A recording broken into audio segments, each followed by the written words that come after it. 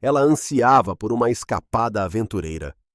Eu me certifiquei de que fosse inesquecível, especialmente aquele interlúdio amoroso no banheiro. Sou um homem de 34 anos e moro no mesmo subúrbio há quase 10 anos. Exerço uma profissão respeitável como gerente de projetos em uma empresa de logística. Nada extravagante, mas cobre as despesas e ainda sobra um pouco. Fui casado por 7 anos com uma mulher que vou chamar de Rachel, embora não seja seu nome verdadeiro. Nos conhecemos na casa dos 20. Tivemos um relacionamento perfeitamente normal por 3 anos e, em seguida, selamos nossa união com uma cerimônia pitoresca ao ar livre, que realmente parecia uma cena de filme. Se você está aqui por causa de histórias como essa, por favor, apoie o canal com uma inscrição. Continuando. A vida era agradável, ou pelo menos essa era a minha percepção. Rachel trabalhava no marketing de uma startup de tecnologia, uma daquelas empresas que vivem falando em disrupção e inovação, junto com outros jargões corporativos sem significado real. Ela viajava muito a trabalho, geralmente pelo menos 2 vezes por mês, para participar de conferências e encontrar clientes em todo o país. Eu nunca dei muita atenção a isso, afinal, era o trabalho dela, certo? Ela voltava com histórias de apresentações enfadonhas e comida de hotel superfaturada. E eu ouvia atentamente, acenava com a cabeça em concordância e fazia as perguntas de praxe. Olhando para trás, agora reconheço os muitos sinais que ignorei, os inúmeros pequenos alertas que descartei por causa da minha confiança inabalável nela, do meu profundo afeto por ela. Obviamente, sou um banana que não percebe quando sua esposa está tramando um caso. Mas estou me desviando do assunto. Deixe-me contar sobre a noite que mudou tudo para sempre. Aconteceu numa terça-feira, por volta das 2 da manhã. Sempre fui um sono leve, uma característica da qual minha esposa frequentemente zombava. Ela conseguiria dormir durante o apocalipse, enquanto eu acordava se alguém batesse a porta de um carro a 3 casas de distância. Naquela noite, fui despertado por um gotejar persistente vindo da cozinha. Nossa torneira estava com defeito há algumas semanas e eu sempre planejei consertá-la, mas vocês sabem como é com a manutenção da casa. A gente sempre se propõe a cuidar disso em algum momento. Mas naquela noite, o gotejar era tão rítmico e alto que parecia que alguém estava batendo diretamente no meu crânio. Ping, ping, ping. Cada repetição perfeitamente sincronizada, insuportavelmente irritante. Rachel estava deitada ao meu lado, completamente imperturbável, respirando profundamente com a boca ligeiramente aberta. Ela parecia notavelmente em paz. Se a paz tivesse um rosto, teria sido como o dela naquele momento. Eu estava ali deitado, rangendo os dentes e sentindo minha pressão arterial subir a cada gota. Finalmente, joguei o cobertor para o lado e me levantei. O chão estava frio sob meus pés descalços, e no escuro eu bati meu dedão do pé na mesa de cabeceira por acidente, o que não melhorou nem um pouco meu humor. Vesti umas calças de moletom e uma camiseta e fui cambaleando para a cozinha, onde já cheirava a comida chinesa que tínhamos comido no jantar e que ainda estava no lixo. O gotejar era ainda mais forte naquele cômodo, ecoando pelos azulejos de cerâmica e pelos eletrodomésticos de aço inoxidável.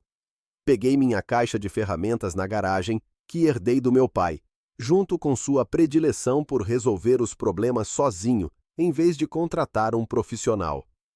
Encontrei minha chave inglesa, ajoelhei-me no chão e abri o armário embaixo da pia.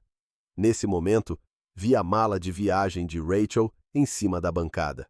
Normalmente, eu não teria prestado atenção, mas ela estava aberta e o conteúdo estava visível do meu ponto de vista agachado. Consegui identificar seus itens essenciais de viagem usuais. Uma nécessaire, um carregador de celular, seu crachá de trabalho pendurado em um cordão e uma seleção de barras de proteína que ela sempre levava para as viagens de avião. Equipamento padrão para uma viagem de negócios. Então, meu olhar pousou sobre um item que interrompeu completamente minha função cerebral. Uma pequena caixa de plástico rosa, do tipo usado para guardar medicamentos prescritos, mais especificamente, contraceptivos orais. Reconheci a embalagem, já que Rachel tomava a pílula há muito tempo antes de decidirmos ter filhos. O ponto crucial, o que me causou um arrepio na espinha, foi o seguinte: eu fiz uma vasectomia. E não foi algo recente. 14 meses antes, para ser exato. Após o nascimento do nosso segundo filho, percebemos que tínhamos concluído nossos esforços reprodutivos e eu me ofereci para a cirurgia, pois me pareceu menos penoso do que submeter Rachel a DIUs, pílulas ou outros métodos contraceptivos. Todo o procedimento foi simples, apenas uma rápida consulta ambulatorial. Lembro-me de trocar piadas com o médico, pois uso o humor como mecanismo de defesa em situações desconfortáveis. Rachel tinha me acompanhado, segurado minha mão, me encorajado e me garantido que era apenas uma precaução e que sairíamos ilesos. Por que razão sensata ela precisaria de contraceptivos orais se meus espermatozoides estavam irrevogavelmente fora de combate? Eu estava simplesmente sentado embaixo da pia, chave de boca na mão, olhando para aquele minúsculo pote rosa como se fosse um explosivo prestes a detonar. Meu primeiro pensamento foi: talvez estejam vencidos. Talvez ela só tenha esquecido de jogar fora. É uma explicação plausível, certo? As pessoas às vezes guardam remédios, mas algo na minha intuição me obrigou a investigar. Estendi a mão e peguei o pote. Minhas mãos surpreendentemente firmes apesar da adrenalina que percorria meu corpo. Eu o abri. Uma pílula estava faltando na primeira fileira, o que significava que ela estava tomando ativamente. Virei o pote para examinar o rótulo na parte de trás, e foi aí que a ficha realmente caiu. A receita tinha sido emitida 3 semanas antes, novinha em folha. O nome dela, o médico dela, a data, impressos ali mesmo em preto e branco. Acho que fiquei sem respirar por 1 minuto inteiro. Fiquei sentado no chão da cozinha, agarrado àquele minúsculo pedaço de plástico que acabara de destruir todo o meu entendimento do meu casamento. A torneira continuava pingando acima de mim, mas eu não conseguia mais perceber, em meio ao som do meu batimento cardíaco que ecoava nos meus ouvidos. Minha mente começou a processar possíveis explicações, como se estivesse embaralhando cartas de baralho. Talvez ela esteja tomando para equilibrar seus hormônios. Mulheres fazem isso às vezes, certo? Para acne ou menstruação irregular ou alguma queixa semelhante. É plausível. Mas por que ela teria escondido isso de mim? Nós conversamos sobre tudo. Pelo menos era o que eu presumia. Ou talvez, sussurrou a voz sombria nas profundezas da minha mente. Talvez ela esteja tomando porque está considerando ter relações sexuais com um indivíduo que ainda é capaz de procriar. Recoloquei as pílulas cuidadosamente em seu lugar exato original, certificando-me de que tudo parecesse intocado. Em seguida, terminei de consertar a torneira, o que levou apenas cerca de 5 minutos depois que apertei a conexão correta. O gotejamento parou. O silêncio que se seguiu pareceu imenso, opressivo. Guardei minhas ferramentas, arrumei tudo e permaneci por um longo tempo naquela cozinha escura apenas pensando. Finalmente, voltei para a cama. Rachel estava deitada imóvel, ainda dormindo profundamente, completamente alheia ao fato de que seu marido acabara de descobrir algo que provocaria uma mudança completa. Deitei-me ao lado dela, olhei para o teto e não consegui dormir nada a noite toda. Cada vez que eu fechava meus olhos, eu via aquelas pílulas na minha frente. Nos dias seguintes, comecei a olhar mais de perto, realmente mais de perto, de uma forma que não tinha feito antes. De repente, elementos que pareciam mundanos começaram a parecer suspeitosamente sinistros, como o fato de que Rachel havia adquirido um guarda-roupa completamente novo nos últimos meses. Ela alegou que era para fins profissionais, que ela precisava de uma apresentação mais profissional. Mas não eram apenas roupas profissionais. Eram conjuntos caros e elegantes, que ela ocasionalmente me mostrava e me pedia minha opinião sobre se melhoravam sua aparência. Eu sempre afirmava, pois ela inegavelmente tinha uma aparência atraente. Mas agora Eu me perguntava para quem ela estava realmente se enfeitando. Ela também tinha começado a ir à academia com mais frequência, cerca de 5 vezes por semana, em comparação com suas habituais 2 ou 3 vezes. Ela alegou que queria alcançar um físico mais atlético e desenvolver uma autoimagem mais positiva. Eu a tinha encorajado e até me oferecido para acompanhá-la ocasionalmente, mas ela sempre afirmava que preferia ir sozinha. Agora isso parecia menos uma questão de preferência pessoal do que um desejo de privacidade. E o telefone dela, meu Deus, o telefone dela estava sempre com a tela virada para baixo na mesa. Sempre. Se eu entrava num cômodo enquanto ela estava escrevendo uma mensagem, ela saía do aplicativo sem alarde. Se eu perguntava com quem ela estava falando, ela respondia que era só sobre coisas do trabalho ou com a Sara do escritório. Nada intrinsecamente suspeito, mas, somado a todos os outros fatores, formava um quadro bem vívido. Aí tinha também a maneira como ela falava das viagens de trabalho. Ela voltava exausta, mas tinha algo mais ali. Uma energia que beirava o entusiasmo. Ela estava cansada, mas de alguma forma mais vibrante, mais animada quando contava sobre as conferências. E um nome específico era mencionado com mais frequência do que qualquer outro: Derek. Derek era supostamente um consultor que trabalhava com a empresa dela. Ela já o tinha mencionado alguns meses antes, afirmando que ele era brilhante e que ele a ajudaria na carreira. Ela irradiava quando falava dele, dos conceitos inovadores dele e dos métodos criativos para a estratégia de marketing. Na época, eu só imaginei que ela estivesse entusiasmada com o trabalho. Agora eu percebia que ela estava entusiasmada com ele. Comecei a catalogar tudo na minha cabeça. As roupas novas, a obsessão pela academia, o segredo em relação ao telefone, a forma como ela pronunciava o nome de Derek com uma ênfase sutil na voz, como se sentisse prazer só de falar sobre ele. As viagens de trabalho, que a faziam brilhar em vez de esgotá-la. E, claro, as pílulas anticoncepcionais, para as quais ela não tinha justificativa legítima. A Rachel tinha outra conferência marcada para dali há 2 semanas, dessa vez em Seattle.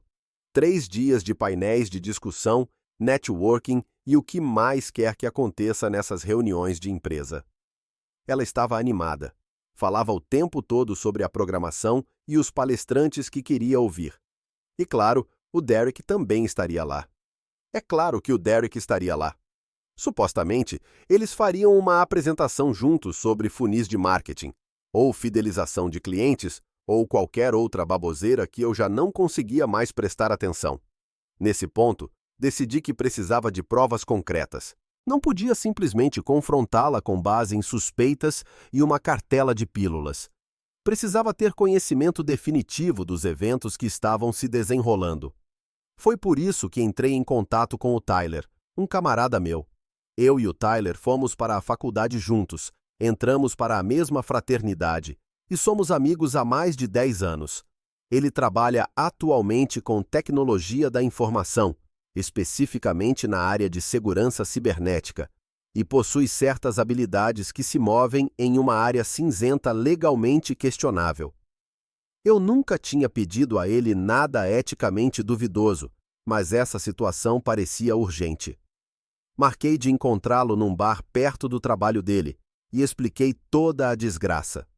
As pílulas, o comportamento diferente, o envolvimento do Derek. O Tyler ouviu atentamente, bebendo a cerveja e concordando com a cabeça.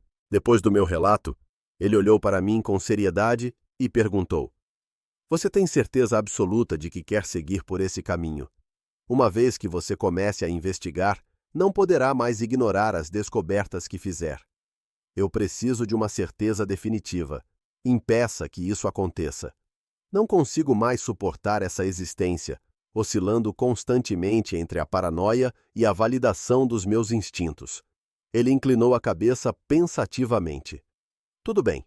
Eu posso configurar um monitoramento de e-mail na conta profissional dela. Você poderá observar toda a correspondência que ela envia e recebe, incluindo quando ela acessa os e-mails, o pacote completo. Não é exatamente legal, mas também não é uma violação direta da lei se vocês dois estiverem no mesmo plano de celular. Uma área cinzenta. Até que ponto estamos nos aventurando numa área cinzenta legal? O suficiente para eu te fazer esse favor, mas eu te desencorajaria de revelar essa informação ao seu advogado mais tarde. Configuramos o sistema naquela mesma noite. O Tyler usou seu conhecimento técnico e utilizou um software que estava além da minha compreensão. Em 1 hora, eu tinha acesso aos e-mails profissionais da Rachel através de uma espécie de interface de rastreamento.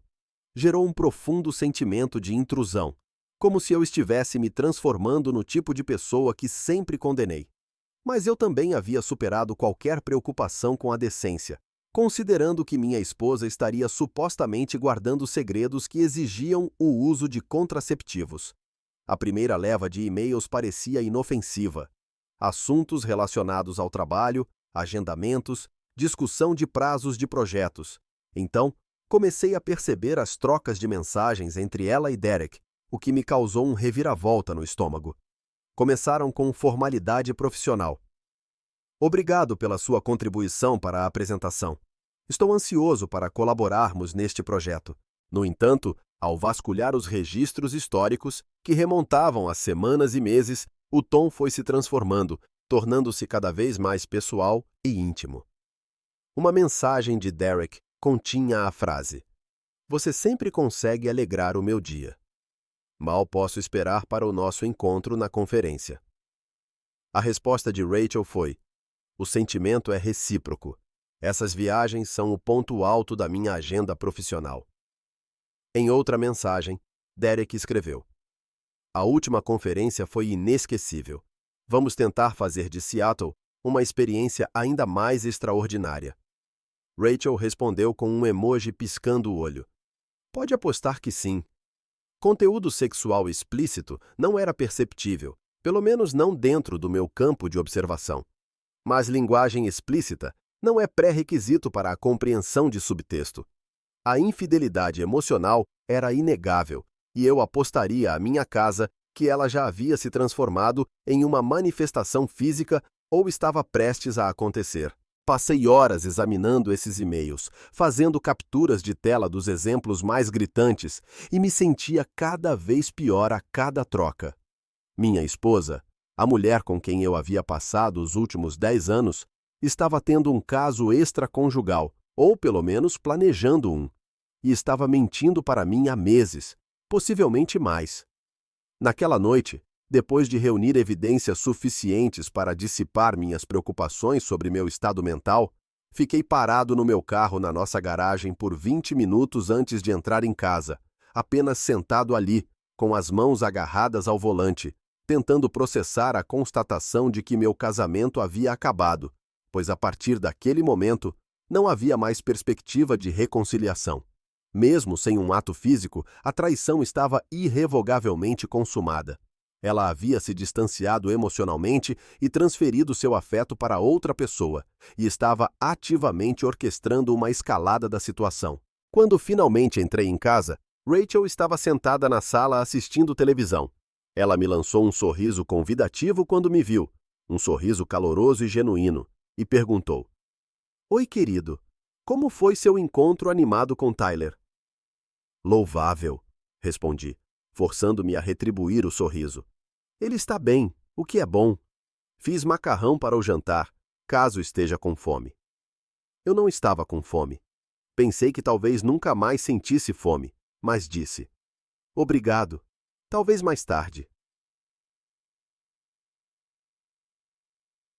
E subi as escadas para o nosso quarto. Sentei-me na beira da nossa cama, a cama que compartilhávamos há 7 anos, e tentei determinar como proceder. Eu poderia confrontá-la imediatamente, apresentar a ela os e-mails, exigir uma explicação e deixar todo o castelo de cartas desabar.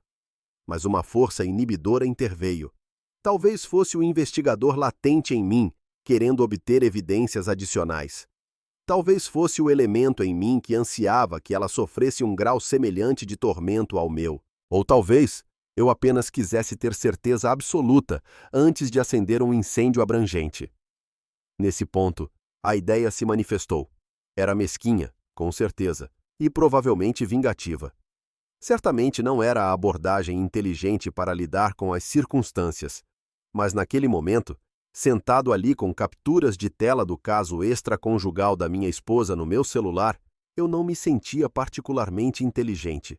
Eu me sentia ultrajado, ferido e obcecado pela necessidade de recuperar um certo grau de domínio. Rachel deveria partir para Seattle em 12 dias. Ela já havia feito as malas, que estavam semi-abertas no armário. Dentro dessa mala estavam suas pílulas anticoncepcionais, as pílulas que ela tomava para se proteger em suas escapadas amorosas com Derek. E se essas pílulas não tivessem mais efeito contraceptivo? Passei o dia seguinte pesquisando e descobri que certos laxantes estão disponíveis em pequenas pílulas rosas que têm uma semelhança quase idêntica com pílulas anticoncepcionais. A indústria farmacêutica aparentemente opera em um espectro de cores limitado. Estudei relatos de experiências, verifiquei dosagens e garanti que não causaria nenhum dano físico real além de um estado de desconforto digestivo acentuado. Porque, embora eu estivesse atrás de vingança, eu não sou um monstro. Eu queria apenas submetê-la a uma fração do desconforto que ela me causou. No dia anterior à viagem, visitei 3 farmácias diferentes. Resisti em comprar toda a quantidade de laxantes em uma única farmácia, para que o farmacêutico não se lembrasse da pessoa estranha que estava a comprar medicamentos gastrointestinais. Na primeira farmácia, informei ao atendente que a compra era para uma pegadinha.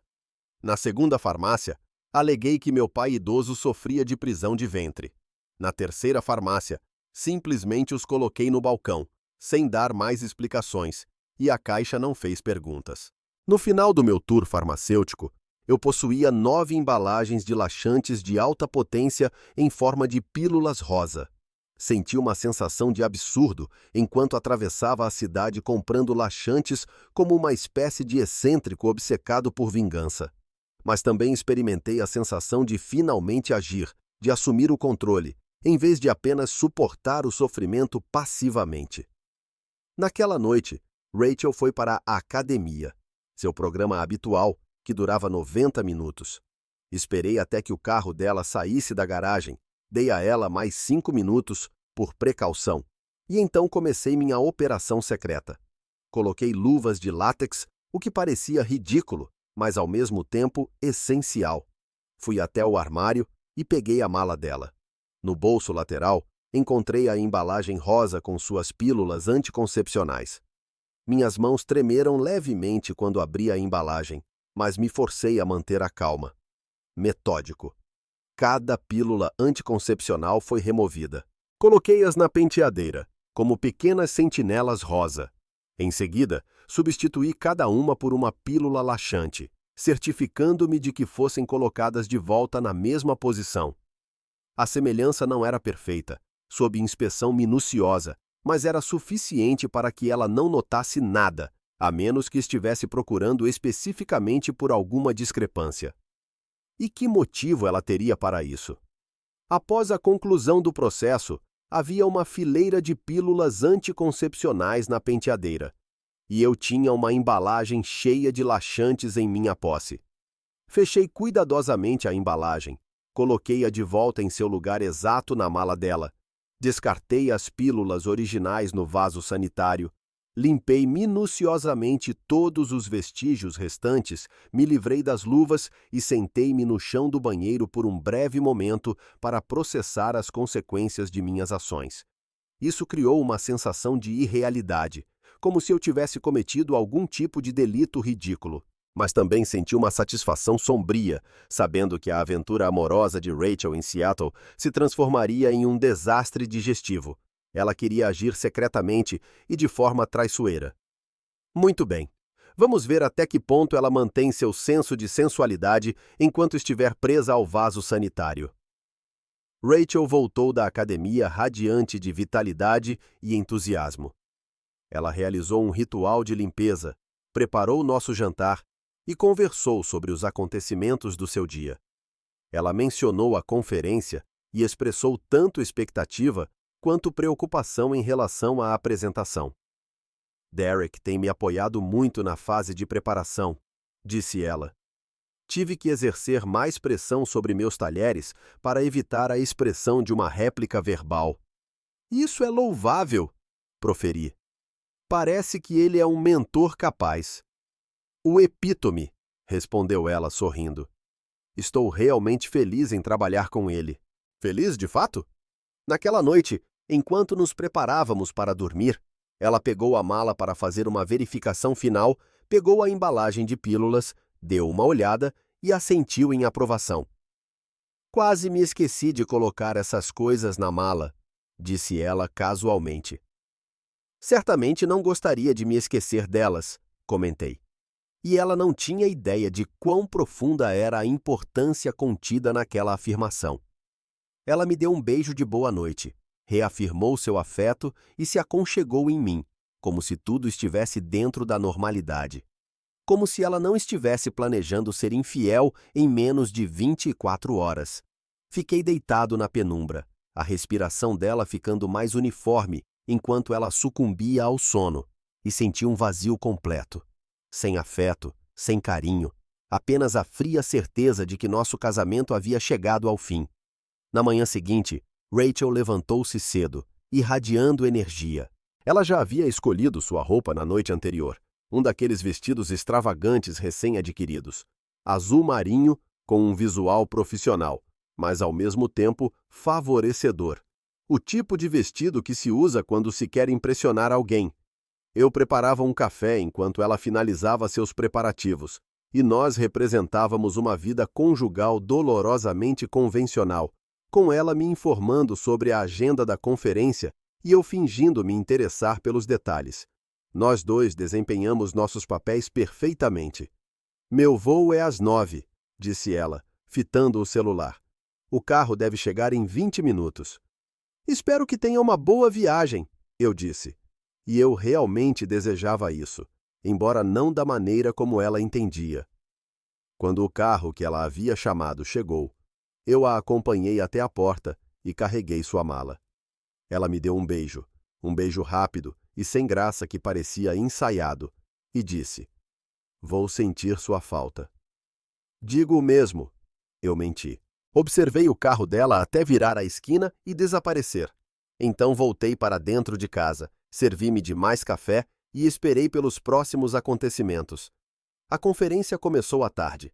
Rachel enviou uma mensagem de texto com uma foto da janela do quarto do hotel, uma imagem genérica do horizonte. Cheguei bem? Quarto ok, já estou com saudades. Respondi brevemente. Que bom que chegou bem. E segui com meus afazeres do dia. Eu estava aparentemente ocupado com assuntos profissionais e tinha um prazo de entrega urgente, mas mesmo assim não conseguia me concentrar. Em vez disso, atualizava constantemente o rastreador de e-mails que Tyler havia configurado, observando a correspondência de Rachel em tempo real. Ela enviou apenas alguns e-mails de trabalho, nada de importante. Por volta das 4 da tarde, horário do Pacífico, chegou uma mensagem de Derek. Jantar hoje à noite? Encontrei um restaurante de peixe incrível perto do porto. Só nós dois por minha conta. A resposta de Rachel chegou 2 minutos depois. Parece perfeito. Mal posso esperar. Só nós dois. Sem passeio em grupo, sem jantar de equipe, apenas os dois. Soltei uma gargalhada sentado à mesa da cozinha. Peixe. Ela ia encher a barriga de peixe enquanto aqueles laxantes faziam efeito no corpo dela. O universo tinha um senso de humor sádico. Enviei uma mensagem para Tyler imediatamente. Está acontecendo. Ela vai jantar com ele hoje à noite. Ele respondeu. Você tem certeza absoluta sobre as pílulas? Sim, eu as troquei ontem. Cara, você é um gênio ou um psicopata? Não posso ser os dois? Ele mandou um emoji de caveira seguido de mantenha-me informado, isso é melhor que reality show. A espera foi um inferno. Tentei assistir televisão, mas não conseguia me concentrar. Tentei ler, mas as palavras simplesmente se embaralhavam. Finalmente, por volta das 8 da noite, meu horário, que seriam 6 da tarde em Seattle, eu estava sentado no sofá com o celular, atualizando o rastreador de e-mails a cada poucos minutos como um lunático. Às 8h41 da noite, meu celular vibrou com uma mensagem de Rachel. Apenas 2 palavras. Noite difícil. Fiquei encarando essas 2 palavras por 1 minuto inteiro antes de cair na gargalhada. Não uma risada normal. O tipo de risada que vem de um canto escuro e vingativo. O tipo que provavelmente preocuparia um terapeuta. Eu ri até doer a barriga, até as lágrimas escorrerem pelo meu rosto, até o cachorro do vizinho começar a latir porque eu estava fazendo muito barulho. Noite difícil. Ela não acrescentou mais nada. Sem detalhes, sem explicação, apenas a admissão de que as coisas não estavam saindo como planejado. Eu me acalmei o suficiente para responder. Tudo bem? Nenhuma resposta. Nada pelo resto da noite. Dormi melhor naquela noite do que em semanas. Acordei revigorado e preparei um café da manhã farto. Ovos, bacon e torradas, com tudo o que tinha direito. Eu cantarolava enquanto cozinhava, sentindo-me mais leve do que em meses. Tyler ligou por volta das 10 da manhã. E aí? Ele perguntou imediatamente, querendo saber o que tinha acontecido. Ela me mandou uma mensagem ontem à noite dizendo que foi uma noite difícil. Só isso? Foi só isso que ela disse? Não precisava dizer mais nada. Provavelmente ela estava ocupada demais reformando o banheiro do hotel para entrar em detalhes. Tyler perdeu a compostura. Eu podia ouvi-lo engasgar de tanto rir do outro lado da linha. Oh, meu Deus, você realmente fez isso. Você realmente arruinou o caso dela com laxantes. Prefiro considerar isso como o fornecimento de consequências naturais para um comportamento antinatural. Você é insano. Eu adoro isso. Naquela tarde, a empresa de Rachel postou fotos da conferência em seus canais de mídia social, fotos profissionais de pessoas vestindo roupas de trabalho, sorrindo, fazendo networking e mostrando alegria fingida. Eu rolei por elas, procurando por Rachel, e a avistei no fundo de uma foto. Ela estava horrível, pálida, exausta, agarrada a uma garrafa de água, como se fosse a sua única tábua de salvação. O cabelo estava preso de forma desleixada, e mesmo de longe dava para perceber o esforço gravado no seu rosto. Enquanto isso, todos à sua volta pareciam revigorados e cheios de energia. A seção de comentários fervilhava de mensagens de apoio dos colegas. Melhoras, Rachel, e espero que te sintas melhor. És uma lutadora. Vai superar isso, dizia um comentário de alguém chamado Jennifer. Menina, precisas descansar. Nós fazemos a apresentação sem você. Portanto, ela estava doente o suficiente para que lhe aconselhassem a renunciar às suas obrigações profissionais. Perfeito. Derek também tinha postado uma foto, uma selfie com alguns outros participantes da conferência. Ele parecia desconfortável, o sorriso forçado. A legenda consistia em algo genérico sobre desenvolvimento profissional e oportunidades de networking. Nenhuma menção a Rachel, o que era interessante. Aparentemente, o jantar romântico deles não tinha corrido como planejado. Eu fiz capturas de tela de tudo. Das fotos, dos comentários, dos carimbos de data, hora, não porque precisasse de mais provas, mas porque queria documentar isso. O grande caso da minha esposa, descarrilado pelo seu próprio marido mentiroso e uma certa sabotagem farmacêutica estratégica. Naquela noite, Rachel ligou. Quase rejeitei a chamada, mas a curiosidade falou mais alto. Oi, disse ela com a voz fraca e rouca. Oi, você. Como está a conferência? Para ser sincera, horrível.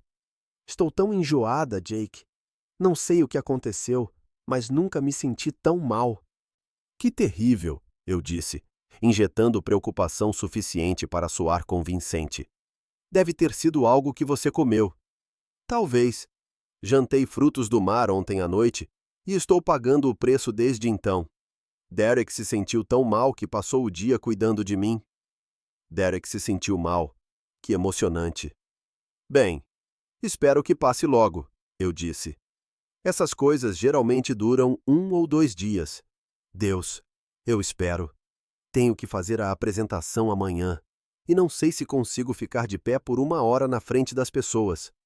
Talvez você devesse descansar. Sua saúde é mais importante do que uma apresentação. Eu sei, mas não quero deixar a equipe na mão, especialmente o Derek. Ele tem sido tão solidário. Tive que morder a língua para não rir. Tenho certeza que sim. Conversamos por mais alguns minutos, Rachel detalhando seus sintomas com um grau de detalhe que eu absolutamente não precisava, antes de anunciar que precisava ir. Desculpa. Preciso me deitar. Cuide-se, eu disse, e terminei a ligação. O problema com os laxantes é que seu efeito não é isolado. Eles duram enquanto você continuar a tomá-los. E Rachel, sendo a pessoa conscienciosa que era, tomava sua pílula anticoncepcional todas as manhãs como um relógio, o que significava que ela estava se redosando com laxantes de alta potência todas as manhãs. Dia 2 da conferência, a empresa postou mais fotos. Rachel não aparecia em nenhuma delas. A programação indicava que ela havia perdido as sessões da manhã e o painel da tarde que deveria moderar. Derek teve que fazer a apresentação sozinho, e pelo que pude apurar pelos comentários, não tinha corrido bem. Senti falta da perspectiva da Rachel, escreveu alguém. Espero que ela se recupere logo. Naquela noite, Rachel escreveu: Ainda não me sinto melhor. Médico diz que pode ser um vírus estomacal. Que vergonha. Eu respondi: Não é sua culpa se você está doente. Não se esforce demais. Ela enviou um emoji de coração de volta, o que pareceu irônico, já que seu coração claramente pertencia a Derek. Dia 3, o último dia da conferência. Acordei com uma notificação de e-mail. Rachel havia enviado uma mensagem para o chefe dela, explicando que teria que faltar à sessão de encerramento e pedindo permissão para trabalhar remotamente durante o resto da semana. O e-mail era pedinte, quase desesperado. Ela mencionou a apresentação que havia perdido, explicando que iria compensá-la e prometendo estar disponível para quaisquer perguntas necessárias. Outra mensagem chegou, desta vez de Derek para Rachel. Melhoras. Me avisa quando voltar ao escritório. A gente pode discutir a conferência depois. A resposta de Rachel: Com certeza. Sinto muito por ter perdido tanto. Obrigado por me representar. Era só isso.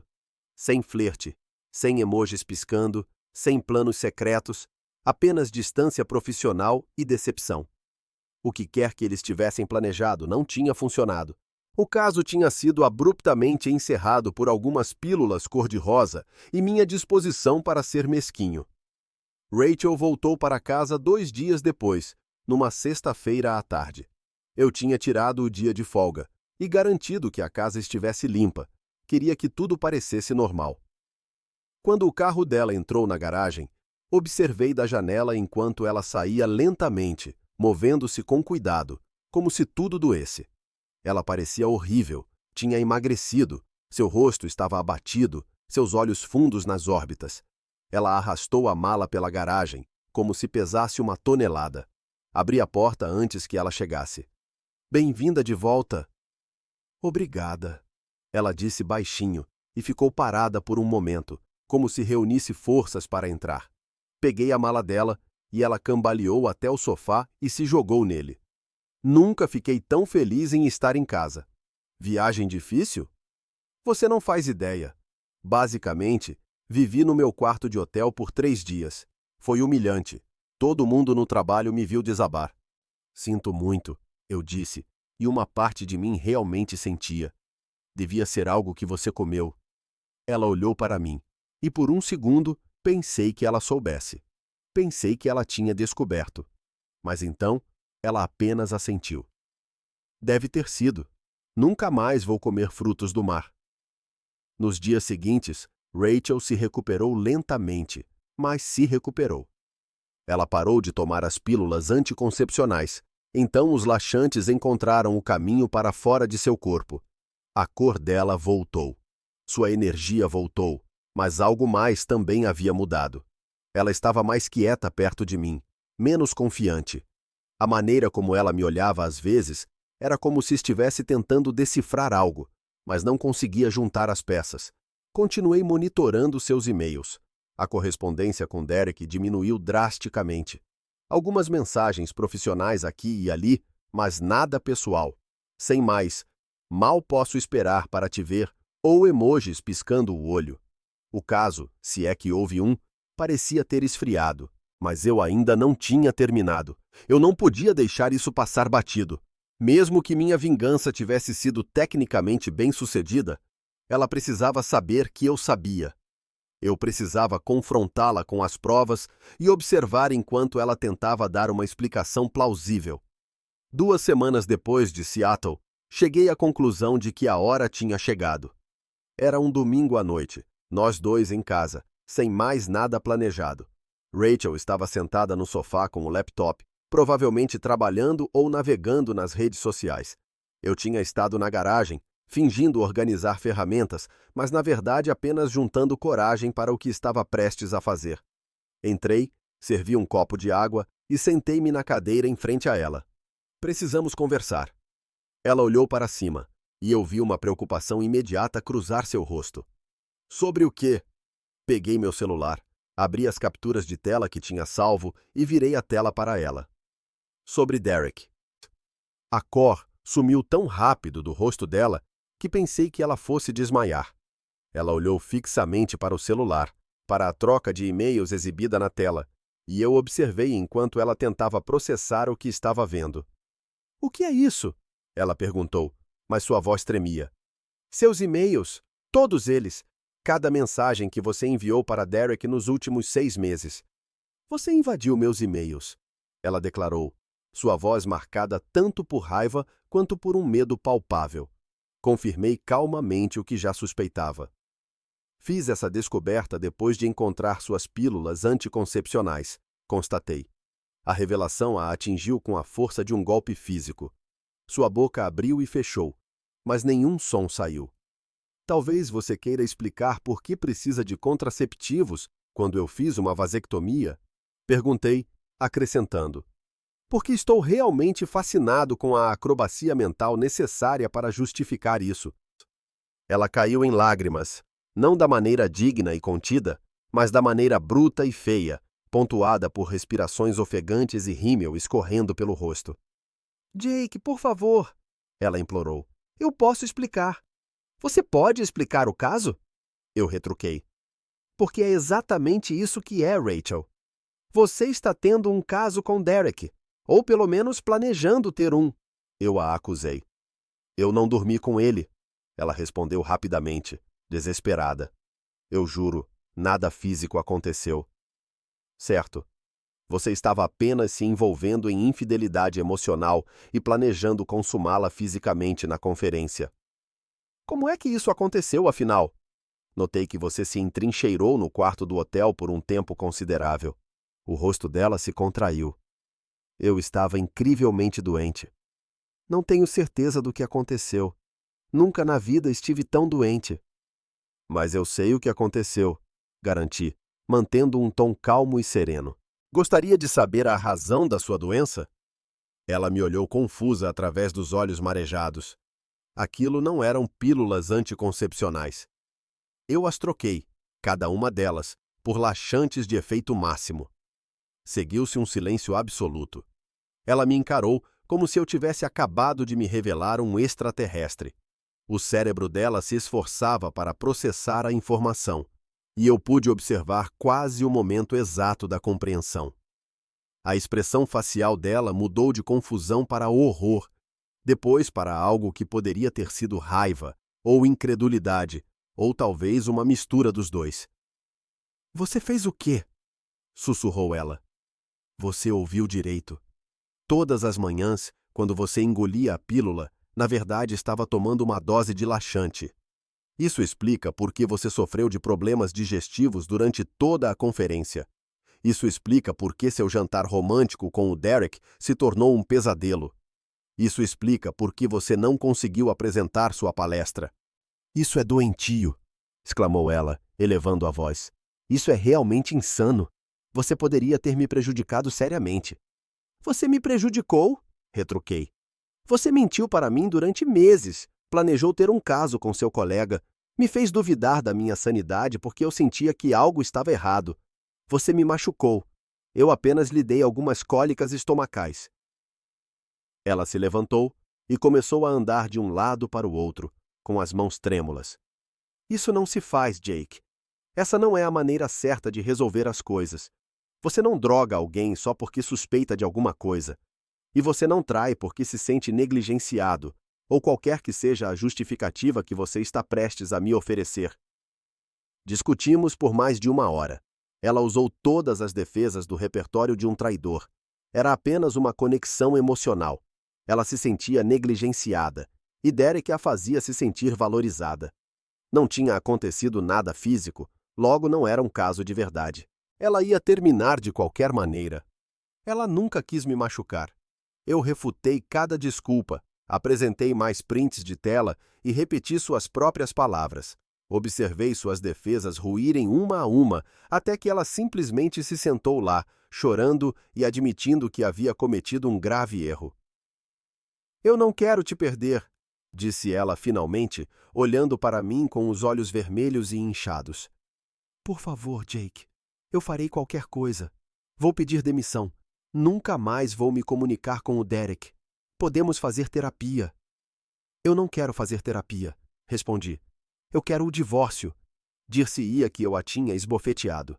Ela estremeceu fisicamente e balançou a cabeça. Não, por favor, não faça isso. Podemos consertar isso. Casamentos muitas vezes sobrevivem a casos. Talvez outros casamentos, respondi. Não o nosso. Eu terminei. Ela tentou de tudo. Implorou, suplicou, jurou que mudaria. Mas eu permaneci impassível. Eu já tinha consultado minha amiga advogada, Lisa, uma mulher que eu tinha ajudado com uma consultoria de gestão de projetos alguns anos atrás. Ela estava em dívida comigo, e parecia ser o momento certo para cobrar essa dívida. Lisa começou a preparar os papéis da separação assim que eu a informei sobre a situação. Ela tentou primeiro me convencer a fazer terapia de casal, enfatizando que eu deveria pelo menos tentar salvar o casamento. Mas eu disse a ela que não havia mais nada para salvar. A mulher com quem eu me casei, a mulher em quem eu confiava, tinha desaparecido. Em seu lugar, havia alguém capaz de mentir para mim e me trair ao mesmo tempo. E eu não tinha interesse em permanecer casado com essa pessoa. Naquela noite, Rachel dormiu no quarto de hóspedes, ou pelo menos tentou. Eu podia ouvi-la chorar através das paredes, podia ouvi-la andando de um lado para o outro por volta das 2 da manhã. Uma parte de mim queria sentir pena dela, mas eu não conseguia mais acessar esse sentimento. Era como se essa parte de mim simplesmente tivesse parado de funcionar. O processo de divórcio durou cerca de 4 meses, do início ao fim. Rachel deixou a casa depois de 2 semanas e se mudou para a casa da irmã, no estado vizinho, enquanto acertávamos tudo. Os papéis da separação foram assinados sem grandes dramas. Ela tentou repetidas vezes me fazer mudar de ideia, enviando longos e-mails detalhando seu arrependimento e sua disposição em fazer tudo o que fosse preciso para consertar as coisas. Eu nunca respondi. As provas que eu havia reunido tornavam relativamente fácil determinar a culpa. O advogado de Rachel tentou argumentar que o rastreamento dos e-mails era ilegal e não deveria ser admitido. No entanto, Lisa explicou que tínhamos o mesmo plano de celular e que eu tecnicamente tinha acesso à conta. Uma área cinzenta, como Tyler havia dito. Cinzenta o suficiente para garantir que o e-mail fosse admitido. Dividimos os bens de forma mais ou menos justa. Fiquei com a casa, já que eu havia dado a entrada antes de nos casarmos. Ela ficou com o carro e a conta de aposentadoria dela. Nenhum de nós dois tinha o desejo de arrastar a situação desnecessariamente, razão pela qual também não nos detivemos em minúcias. Apenas assinamos os papéis, transferimos os títulos e seguimos caminhos separados. Uma vez, Tyler me perguntou se eu me arrependia do incidente com os laxantes, se eu achava que talvez tivesse ido longe demais, que tinha sido cruel demais. Pensei um pouco sobre isso antes de responder. Não, eu disse finalmente. Não me arrependo. Sério? Nem um pouco? Ela mentiu para mim durante meses, me fez questionar minha sanidade porque eu percebia que algo estava errado e planejou me trair. Talvez já o tivesse feito, quem sabe? Os laxantes não chegaram nem perto do dano emocional que ela causou. Justo, mas mesmo assim, cara, é meio pesado. É. Bom, eu sou meio pesado quando alguém me apunhala pelas costas. Ele riu disso. Vou me lembrar de nunca te irritar. A casa tem uma atmosfera diferente agora, livre da presença de Rachel. Mais calma, naturalmente, mas no bom sentido. Não há mais a ruminação constante sobre onde ela está ou com quem ela está trocando mensagens. Não há mais a farsa de fingir que tudo está bem, enquanto a ansiedade corrói meu estômago. Não há mais noites em claro, repetindo conversas e tentando descobrir o que era real e o que era invenção. Comecei a sair com outras pessoas de novo, mas estou indo com calma. Tyler marcou um encontro para mim com alguém da academia dele, uma mulher chamada Michelle, que parece ser amigável, normal e honesta. Já saímos algumas vezes. Nada sério ainda, mas é gratificante ter a sensação de poder confiar em alguém de novo, mesmo que essa confiança seja cautelosa e gradual, diferente de antes. Toda a experiência me proporcionou uma riqueza de percepções sobre pessoas, relacionamentos e sobre mim mesmo. Aprendi que você pode passar anos com alguém sem realmente conhecê-lo, que as pessoas são capazes de uma decepção extraordinária quando querem muito alguma coisa, e que a confiança, uma vez quebrada, não pode ser colada com Super Bonder, independentemente do número de sessões de terapia. Também aprendi que sou capaz de ações que nunca imaginei ser. O homem que trocou os comprimidos da esposa por laxantes não é alguém que eu reconheço, mas talvez eu tenha precisado me tornar essa pessoa naquela situação.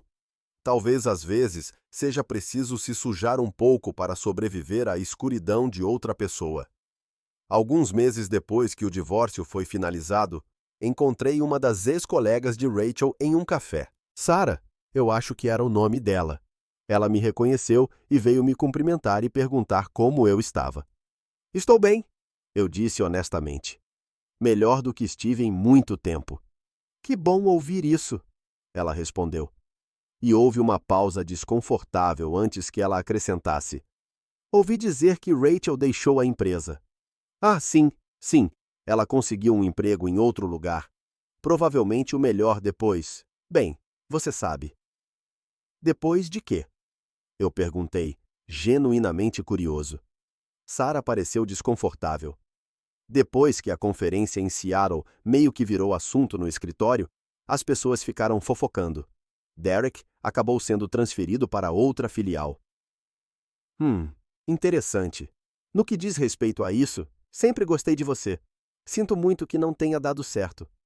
Obrigado, Sarah. Aprecio isso. Depois que ela saiu, fiquei sentado com o meu café, pensando sobre as consequências de tudo. Rachel essencialmente perdeu sua posição, ou pelo menos teve que abandoná-la por causa do constrangimento. Derek foi transferido para outra filial, presumivelmente para limitar os danos. E eu ganhei um divórcio, um pouco de paz de espírito e uma história de vingança bem convincente. Será que valeu a pena? A dor, a traição, os meses de pesquisa e planejamento. Não tenho certeza. Eu não queria que nada disso tivesse acontecido. Eu apenas escolhi como reagir. E talvez minha reação tenha sido mesquinha. Talvez tenha sido cruel. Talvez tenha sido justificada. Provavelmente uma mistura dos três. O que eu sei é o seguinte: eu não sinto falta dela. Eu esperava que onde ela antes estava houvesse um vazio imenso. Mas, em vez disso, há apenas espaço. Espaço limpo, tranquilo, que posso preencher com o que eu quiser. Novos hobbies, novos relacionamentos, novas experiências que não envolvam desconfiança ou mentiras. Também estou dormindo melhor agora. A torneira pingando que me acordou naquela noite foi consertada, e não pingou mais desde então, quase como se quisesse me comunicar algo, me alertar sobre o vazamento que realmente estava me enfraquecendo. O vazamento no meu casamento, a lenta perda de confiança e honestidade que eu havia ignorado por tempo demais.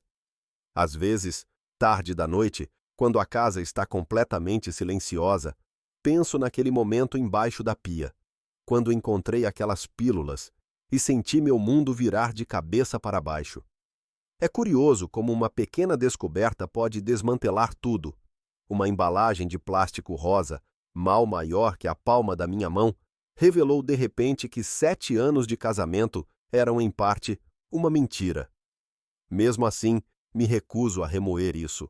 É impossível avançar quando se está constantemente olhando para trás. Estou construindo uma nova vida agora, baseada na honestidade, no autorrespeito e na difícil constatação de que mereço mais do que alguém que mente descaradamente para mim. Tyler ainda brinca sobre tudo isso, me chama de especialista em guerra psicológica e ameaça me contratar caso precise de consultoria em vingança. Eu digo a ele que saí do ramo da vingança, que paguei minha penitência e que agora estou focada em viver uma vida normal, sem incidentes e sem drama.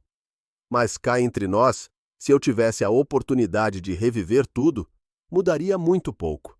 Talvez eu a tivesse confrontado mais cedo, e assim teria me poupado de muita preocupação e noites mal dormidas. Talvez eu estivesse mais bem preparada para as consequências emocionais de implodir um casamento. Mas os laxantes, esses permanecem. Aquilo foi pura poesia. Aquilo foi karma, administrado por intervenção farmacêutica. Aquela fui eu, recuperando o poder em uma situação em que fui completamente desempoderada. E sim, talvez isso me torne uma pessoa falha. Talvez me rotule como vingativa, cruel ou com qualquer outro rótulo depreciativo que as pessoas queiram me dar. Mas eu estou em paz com isso, porque também estou liberta. Liberta do engano, da infidelidade, do constante tom de inadequação que havia envenenado nosso relacionamento. Eu consertei o vazamento, literalmente. Apertei o que precisava ser apertado, substituí o que não dava mais para consertar e me despedi do que estava irreparavelmente quebrado. A casa não pinga mais. Minha confiança também não. Selei essas rachaduras, reforcei essas paredes e coloquei algo mais resistente no lugar do que estava desmoronando. Rachel tentou entrar em contato várias vezes depois do divórcio. E-mails nos quais expressava seu arrependimento, sua compreensão dos meus motivos e sua esperança de que pudéssemos desenvolver uma amizade em algum momento. Nunca respondi a nenhum deles. Certas pontes são feitas para permanecerem queimadas. Certas traições são profundas demais para serem perdoadas, quanto mais apagadas da memória. A última vez que ouvi falar dela, por terceiros, foi que ela havia se mudado para outra cidade para um novo emprego, para recomeçar onde ninguém soubesse de seu casamento fracassado, do fiasco da conferência ou de seu caso, que nunca realmente aconteceu. Bom para ela, honestamente. Espero que ela resolva os conflitos internos que a levaram a considerar a traição como uma opção viável. Espero que ela faça terapia e aprenda a ser sincera com seu próximo parceiro. Mas isso não é mais problema meu. Minhas preocupações atuais são mundanas. Devo pintar a sala de estar de novo? Está na hora de adotar um cachorro? Qual prato culinário devo preparar para o jantar? Esses são problemas que têm soluções, que não exigem engano, traição ou produtos farmacêuticos. E sabe qual é a coisa mais estranha? Eu estou satisfeita. Sim, pela primeira vez em muitos anos, verdadeiramente satisfeito. O fardo deste relacionamento, o peso de carregar desconfiança, dúvidas e mentiras estava me esmagando, e só percebi a real dimensão disso quando me livrei dele. Agora, acordo de manhã, e não fico imediatamente vasculhando meu celular em busca de provas das atividades secretas da minha parceira. Não fico destrinchando cada mensagem de texto ou investigando meticulosamente cada noite até tarde no trabalho. Não vivo em um estado constante de ansiedade latente, me perguntando o tempo todo se estou sendo enganado. Eu simplesmente existo em paz, tranquilidade e honestidade. E isso tem um valor maior do que qualquer casamento construído sobre um alicerce de duplicidade. Assim termina minha narrativa. A narrativa de como uma torneira pingando às 2 da manhã no verão levou a papéis de divórcio, como pílulas anticoncepcionais revelaram uma mentira e laxantes distribuíram justiça. Como as mais sutis traições têm os efeitos mais profundos. Não vou fingir ser um herói nesta história. Sou apenas um homem que foi confrontado com infidelidade e decidiu se vingar de maneiras mesquinhas e vingativas antes de terminar o relacionamento. Não me orgulho de cada ação que tomei, mas também não me envergonho. Aconteceu como aconteceu, e eu lidei com isso da maneira que achei melhor. Se há uma moral a ser tirada de toda essa provação, provavelmente é algo relacionado a prestar atenção aos indicadores, às pequenas inconsistências, às sutis mudanças de comportamento, os elementos que não se encaixam perfeitamente. Esses vazamentos não se consertam sozinhos. Eles apenas aumentam até que tudo esteja inundado. Eu descobri o meu a tempo, peguei minha chave inglesa, apertei o que precisava ser apertado, substituí o que estava irreparavelmente danificado e me despedi do que não podia mais ser salvo. Isso não é vingança. Isso é apenas manutenção adequada. Obrigado por assistir e ficar até o final. Se você está gostando do conteúdo, fique por aqui e se inscreva. Tem muito mais por vir.